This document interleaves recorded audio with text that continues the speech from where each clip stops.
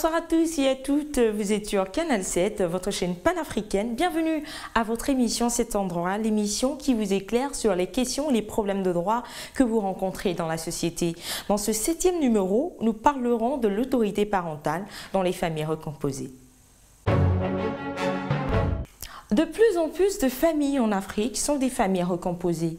Un père qui se remarie, une mère qui emmène ses enfants dans un nouveau foyer.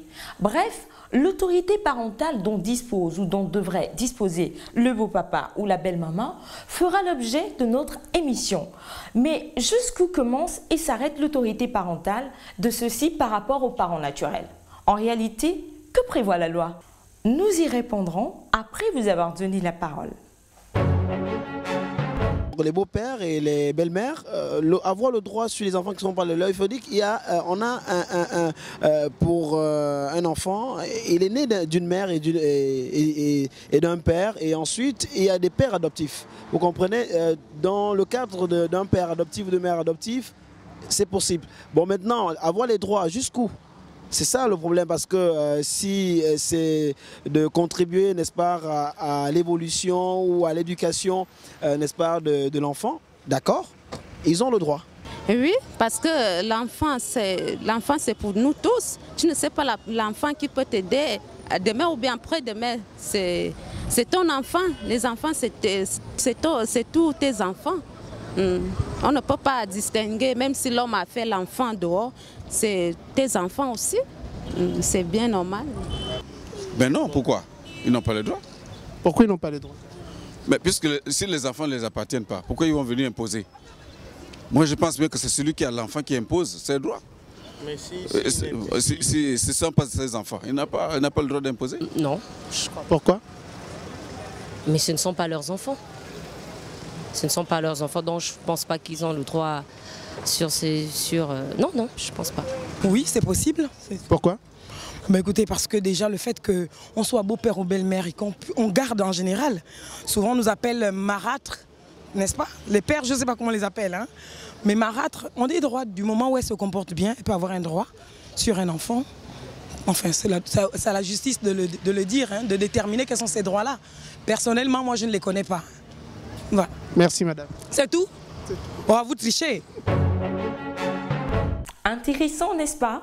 Alors, le législateur ne définit pas l'autorité parentale. En revanche, c'est la doctrine qui en donne un aperçu. Selon elle, l'autorité parentale, c'est le droit reconnu par la loi aux pères et mères sur la personne et les biens de leur enfant mineur et non émancipé. Ce qui signifie que seuls les parents biologiques exercent l'autorité parentale à la fois sur leurs enfants et leurs biens en attendant qu'ils atteignent la majorité légale. Sauf que cette définition ne tient pas compte des familles recomposées, mais plutôt des familles traditionnelles ou initiales. C'est le cas où les parents biologiques vivent ensemble. Il va de soi que l'autorité parentale dans des familles traditionnelles ou initiales ne pose aucun problème. À l'inverse, dans les familles recomposées, il y en a un.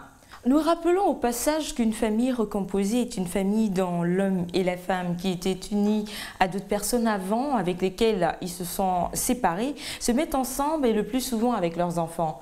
Pour savoir comment le Code civil règle la question de l'autorité parentale dans les familles recomposées, il faut plutôt se focaliser sur le type d'union. L'autorité parentale requiert le lien de filiation, c'est-à-dire que les parents soient les pères et les mères biologiques des enfants. Or, dans une famille recomposée, les enfants de l'un ou de l'autre, des époux ou des concubins, n'ont pas leurs deux parents biologiques, ce qui signifie que le parent biologique d'une partie des enfants exerce, en ce qui concerne le ménage, l'autorité parentale. Au Gabon, par exemple, la loi ne reconnaît pas légalement le statut des beaux-parents, puisque même en cas de mariage, le consentement des parents demandé est celui des pères et mères biologiques. Pour le cas du mineur, confère article 205 et suivant du Code civil. Néanmoins, une notion vient troubler ce principe, celle du tuteur, c'est-à-dire toute personne majeure ayant le pouvoir légal d'agir au nom du mineur. La doctrine s'interroge sur la nature juridique même de la tutelle. Est-ce une représentation ou une autorité? Certains estiment que c'est une représentation parce que le tuteur agit en lieu et place du mineur pour son compte. D'autres parlent d'autorité lorsque le tuteur est un parent, notamment beau-parent, donc le mari de la mère, la femme du père. Par ailleurs, les cas les plus rencontrés dans lesquels les beaux-parents exercent l'autorité parentale sont soit l'existence de l'un des parents biologiques étant dans une famille recomposée, l'absence de l'autre parent à cause d'un décès, soit lorsque le mineur vit avec son beau-parent quand ses deux parents biologiques sont décédés, le beau-parent acquiert la garde du mineur. Pour finir, l'autorité parentale, en dehors d'un lien de filiation légale, bénéficie de fait aux beaux-parents par la nécessité d'organisation de la vie conjugale. Exemple, fixer le règlement intérieur de la maison, donner des ordres, représenter la famille à la réunion des parents d'élèves. Voilà, c'est la fin de ce 7e numéro de votre émission Cet endroit. En espérant vous avoir servi tout au long de ce numéro consacré à l'autorité parentale dans les familles recomposées. Je ne pourrais vous quitter sans vous rappeler que vous pouvez nous adresser vos propositions de thèmes sur Facebook/Cet endroit.